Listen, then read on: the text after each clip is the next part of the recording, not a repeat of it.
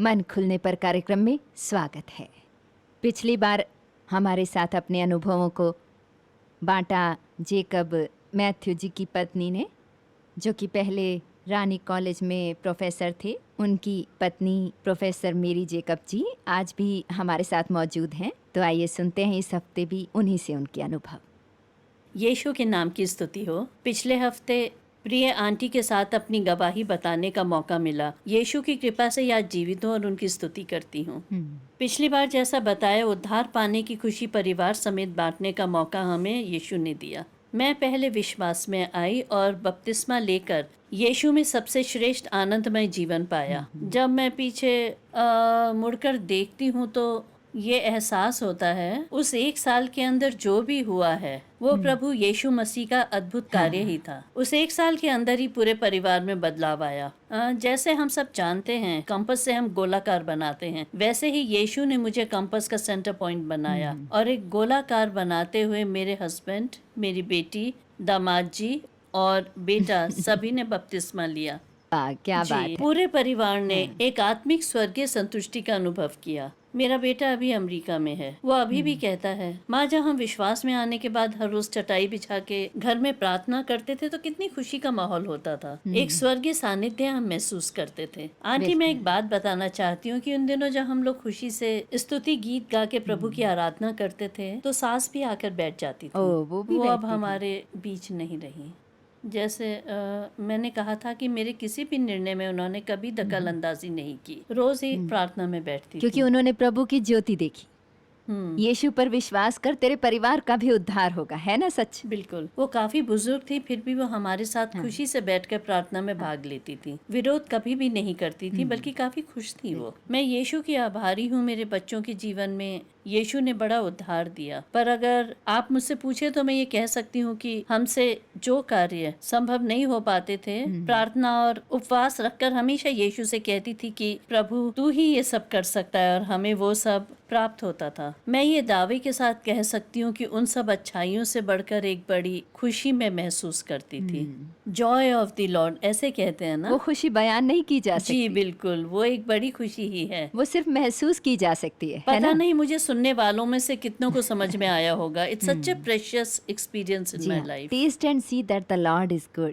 जी, जब मैं इस स्वाद को न चखने वाले लोगों से मिलती हूँ, मुझे जी हाँ। बहुत दया आती है उन पर। इतनी अच्छाई, इतना अनुग्रह, इतनी खुशी जब यीशु हमें मुफ्त में देते हैं तो हम उसे तुच्छ समझकर दुनिया के कामों में खोए रहते हैं, है ना? दुख की हाँ बात। आंटी बिल्कुल, ये बड़े दुख की बात है। इन बेशकीमती मोतियों को हम नष्ट कर देते हैं। हम बाइबल में पढ़ते हैं जब व्यापारी को एक अनमोल मोती मिला तो जाकर जो कुछ उसके पास था उसने बेच डाला और मोती मोल ले लिया। मोल ले यानी लिया। सब कुछ बेचकर मोल लेने के योग्य रखने वाला उतने कीमती मोती जैसा अनुभव है ये एक्सपीरियंस। पर उसे गवा देने से वास्तव में हम अनंत काल जीवन को खो देते हैं। लोग ये नहीं समझते हैं। ये ऐसे ही छोड़ देने वाली मामूली बात नहीं है। ये एक छोटी सी तुच्छ बात नहीं है। उस गंभीरता को लोग नहीं समझते हैं। यहाँ हम क्या खो रहे हैं, वास्तव में ये जान लेने से कोई भी इसे खो दे मुझे नहीं लगता। यहाँ पे भी शांति और खुशी, और आने वाले अनंत काल में भी जी हाँ, इतनी बड़ी खुशी हमें मुफ्त में मिल रही है। बिल्कुल। तो हम इसे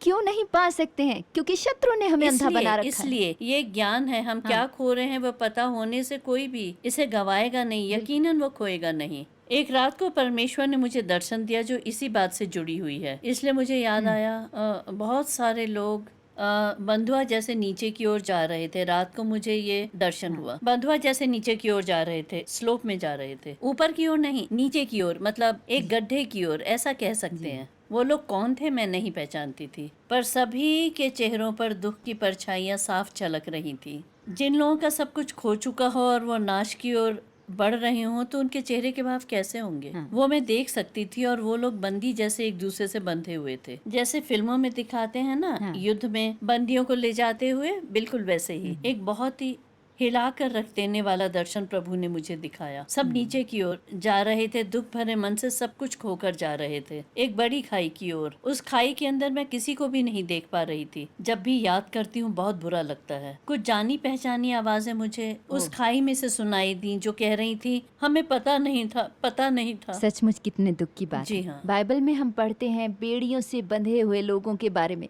वैसे ही शैतान बंधनों से सबको बंदी बना के खींचते हुए ले जा रहा ले है। जा रहा है। सब हार चुके थे और वही आवाजें, हमें पता नहीं था। जब मैं सुबह उठी, मैं सोचने लगी पवित्र आत्मा मुझसे बात कर रही है। इतने सारे लोग ऐसे बंदी होके अनंत काल जीवन को खो के और बेड़ियां डाले हुए जा रहे थे। और जब वो लोग कह रहे थे हमें पता नहीं था, तुमने मेरे बारे में बताया हाँ।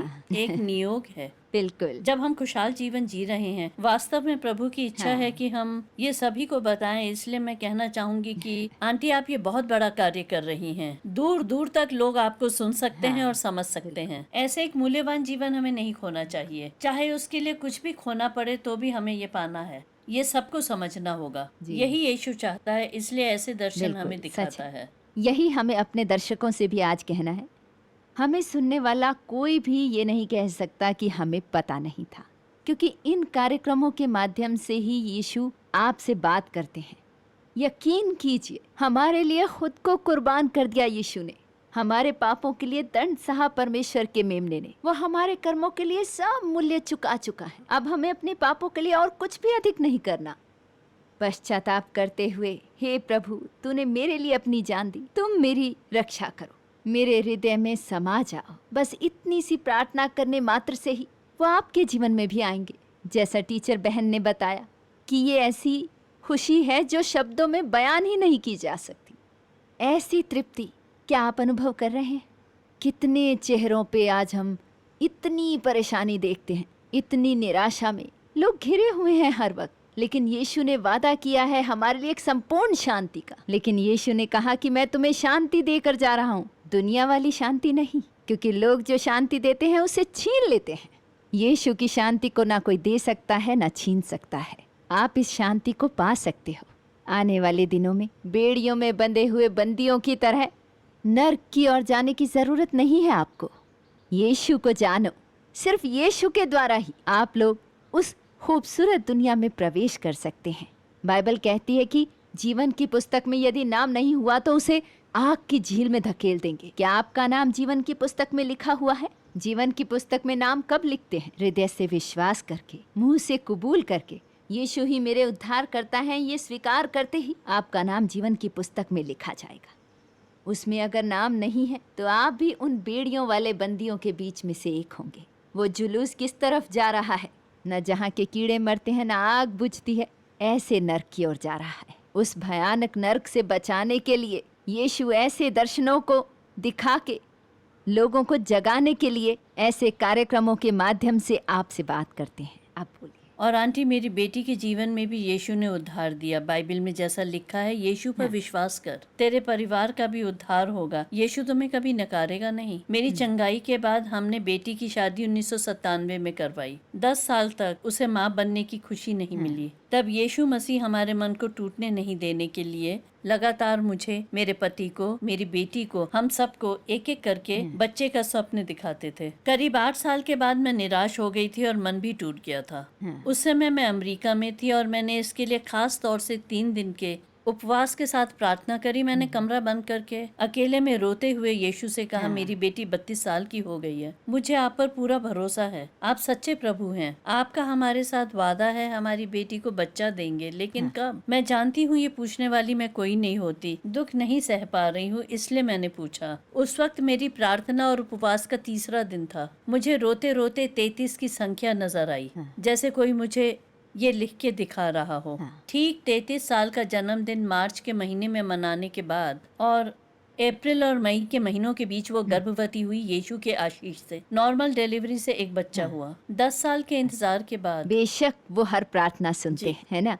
हमारे दिल का दर्द, हमारी परेशानी जान के, मतलब ये कि कई बार हम सहते सहते धीरज खो देते हैं। जी हाँ। कुछ समय बाद हमें ही ये लगने लगता है कि क्या ये संभव होगा। हम उलझन में पड़ जाते हैं। ये जानते हुए भी हमें वादा देने वाले प्रभु हैं, जी, है ना? जी। जब यीशु देखते हैं मेरे बच्चे थक गए हैं, अब मैं अगर कुछ नहीं करूंगा तो वो भटक जाएंगे, इसलिए 33 अंक लिखा हुआ दिखाए, है ना? कितना अच्छा साथी हमारा, हर प्रार्थना को सुनने वाला। वही तो है हमारे जीवन का सबसे नजदीकी साथी, है ना? हाँ, यीशु। अपने बच्चे का नाश नहीं होने देते हैं यीशु। मेरा एक ही बेटा है। वैसे तो 2 प्रोफेसरों ने उसे पाला है। सभी पीढ़ियों को हमारे पूर्वजों ने अच्छी ठीक है, परवरिश हाँ, दी, लेकिन हाँ। जब बेटा मंगलापुरम में पढ़ने गया, शत्रु ने उसे अंधा कर दिया और वो गलत संगत में पड़ गया। वो विनाश की ओर जाने लगा, पर यीशु ने उसे बचा लिया। हमें कुछ भी पता नहीं चला, हम गाँव में थे और वो मंगलापुरम में। यीशु ने उसे विनाश से पहले ही बचा लिया और प्रभु के वचन का सेवक बना दिया। कितने आनंद की बात है। वो आज अमेरिका में सेवकाई में है। मुझे ये यकीन है प्रभु झुके सरकंडे तक को नहीं तोड़ेगा, ये नहीं, बुझते नहीं, दीपक तक को नहीं नहीं बुझाएगा। वैसे ही वो अपने बच्चों के लिए की गई प्रार्थना को नहीं ठुकराएगा। आंसू हाँ, बहाने आंटी, वाले बिल्कुल। माँ बाप के बच्चे कभी नहीं जी हाँ, बिगड़ते। कितने दुख की बात है। एक ही बेटा और वो भी विनाश की ओर जाए। कितने ही परिवारों में ऐसा होता है, लेकिन सिर्फ प्रभु यीशु ही ऐसे परिवारों को बचा सकते हैं। यीशु ने मेरे बेटे को स्वतंत्र किया और टूटे हुए कई जीवन हाथ पकड़कर उठाने का सौभाग्य उसे दिया। सुजीत के चेहरे पर तो प्रभु का प्यार साफ यीशु की झलकता है। स्तुति हो। साधारण युवा में यीशु के लिए ऐसा प्यार नहीं दिखता। प्रभु के कार्य के लिए इतनी लगन उनके मन में है। यीशु ने उनके दिल में जो प्यास जगाई है, उसे देखकर मैं खुद हैरान हो जाती हूँ। ये प्रभु का कार्य है आंटी। फिर परिवार समेत हम अमेरिका से केरल वापस आए। पवित्र आत्मा ने हमें स्पष्ट रूप से जताया कि हमें अपने गांव वापस लौटना है। यहाँ पर प्रभु जो कार्य हमें समय के अनुसार देंगे, उस कार्य को उनके बल से हम आगे बढ़ाएंगे। चाहे कोई भी बाधा आए, मुझे विश्वास है वो हमें समय के अनुसार चलाएंगे। ये उन्हीं का काम है। हम पति पत्नी की इच्छा है अलग अलग घरों में जाके उनके लिए प्रार्थना करें, दुखियों के लिए प्रार्थना करें, प्रभु का शुभ संदेश बांटे। बाइबल में जो लिखा है वो वचन और सच्चाई हमें यकीनन सबको बतानी है। बिल्कुल, हम जो आनंद, शांति और इतनी बड़ी खुशी अनुभव कर रहे हैं, ये प्रभु की तालीम है ना? हर कोई नहीं जानता। शैतान ने आंखों पे पर्दा डाला है। Praise उनको the Lord. जानने के लिए यीशु का वचन ही उनकी आंखों का पर्दा हटा सकता है। जी, जी। आपने एक और दर्शन के बारे में भी बताया था ना? कई रातों में प्रभु ने कई दर्शन दिखाए। उनमें से एक दर्शन स्पष्ट रूप से याद है। एक राजभवन की तरह एक बड़ा महल, वो बहुत चमक रहा था। इस दुनिया की रोशनी जैसे नहीं, खूब चमक रहा था। फिर मैंने देखा महल के पास से, उसकी बगल से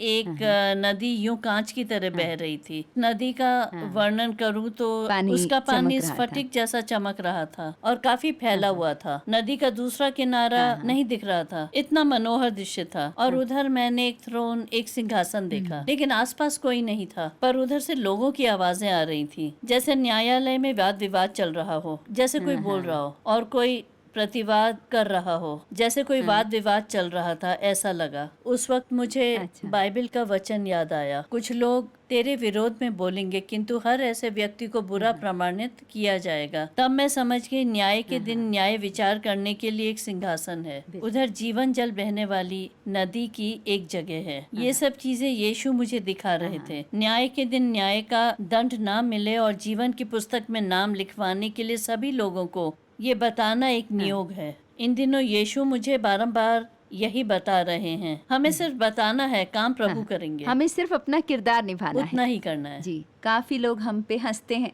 क्योंकि वे सच्चाई को नहीं जानते। हमें जी। नीचा दिखाने वाले उन सभी लोगों को न्याय विस्तार के दिन हमें उन लोगों को सजा सुनाने का अधिकार परमेश्वर हमें देंगे, है जी ना? हाँ, यही अर्थ है। प्रभु आपको प्रोत्साहन देते हैं, शत्रु की बातों से घबराओ है मत। ना, कुछ लोग आपको तीर जैसी चुभने वाली बातें भी कह सकते हैं। हम भी इंसान हैं, तकलीफ तो होती जब है। हम किसी फंक्शन में जाते हैं, वहाँ जो कुछ भी हम देखते हैं, जिस तरह का व्यवहार लोग हमारे साथ करते हैं, उससे कई बार हमें बहुत दुख होता है। यीशु से हमें बीच बीच में थोड़ा बढ़ावा चाहिए होता है ना?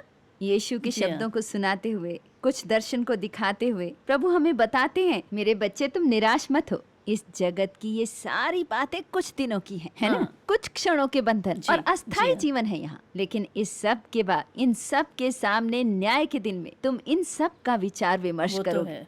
देखो कितनी बड़ी उम्मीद स्वर्ग के पिता ने हमें दी है, जी। पर ये देखने के लिए हमें आत्मिक आंखों को खोलना पड़ेगा। लेकिन आंटी, इन सब के लिए एक नियोग है। वो हमको कदम कदम पर आगे बढ़ते हुए करना ही है। जी। उसके लिए हमें इच्छा, आग, जोश और जुनून होने से बेशक प्रभु हमें आगे बढ़ाएंगे। जी। अपने जीवन में भी मैं कहूँ तो हर एक दिन अपने जीवन में कई आत्माओं का उद्धार कर पाती हूँ। कई बार फोन पे बात करते हुए, कई बार कहीं से गुजरते हुए, कभी फ्लाइट के अंदर। मैं पिछले हफ्ते मुंबई और गोवा गई, वहाँ आत्माओं को प्रभु के करीब लाने का सौभाग्य मुझे जी मिला। हाँ, वो हर तो है। रोज की हमारे हृदय की इच्छा प्रभु जानते हैं।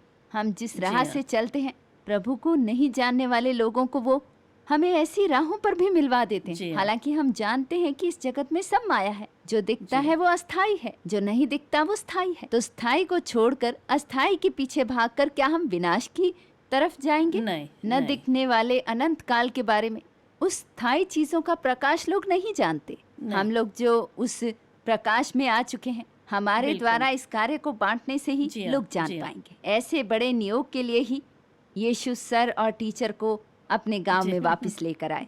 इसमें जरा भी संदेह नहीं है।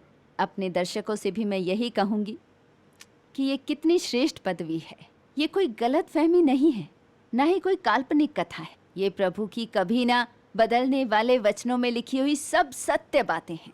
उसमें लिखा है, अंत में सभी का न्याय विचार होगा।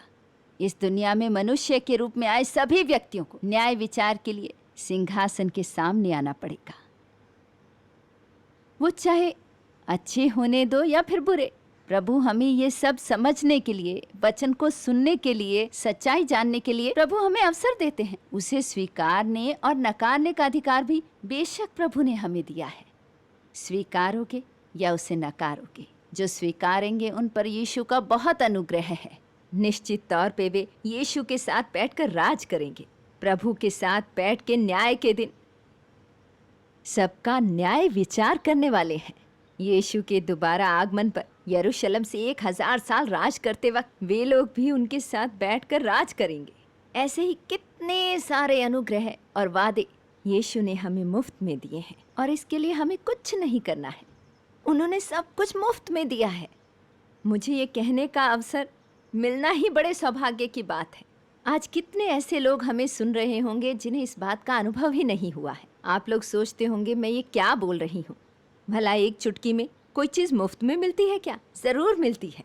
वास्तव में ये मुफ्त में नहीं है, किसी ने इसका मोल चुकाया है। बस इसीलिए ये हमें मुफ्त में मिली है। उन्होंने क्रूस पर हमारे लिए हर कीमत चुकाई है, हमारे लिए लहू बहाया है। ये परमेश्वर खून लेने वाले नहीं हैं, अपना खून हमारे लिए देकर हमसे प्यार जताया। ऐसे प्रभु यीशु आज आपका दरवाज़ा खटखटा रहे हैं। क्या आप दिल का दरवाज़ा खोलकर, यीशु आप मेरे हृदय में समा जाइए, ये प्रार्थना एक बार करेंगे?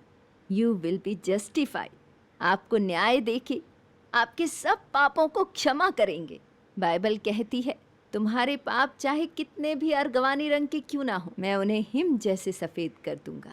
आप में से किसी ने किसी का कत्ल किया है? चाहे कितने भी बुरे काम किए हों, गलत राह पे हों, शराबी हों या कोई भी गलत काम करने वालों में से हों, अपने पापों का बोझ लेकर क्रूस के पास टूटे दिल से छोटी सी प्रार्थना कीजिए, हे प्रभु यीशु, मुझसे भूल हुई लेकिन दंड आपने पाया। मेरे पापों के लिए आप मारे गए, उस पवित्र लहू से मुझे धो दीजिए। बस यही एक प्रार्थना यदि आप करेंगे तो पुत्र यीशु के लहू से आपके सारे पापों को भूलकर आपका शुद्धिकरण करेंगे। यशायाह की किताब पहले अध्याय के 19वें वचन में लिखा है, यदि तुम मेरी कही बातों पर ध्यान देते हो तो तुम्हें धरती की अच्छी वस्तुएं प्राप्त होंगी। यदि नहीं मानते, बलवा करते हो तो तलवार से मारे जाओगे। ये वचन यहोवा कह रहा है।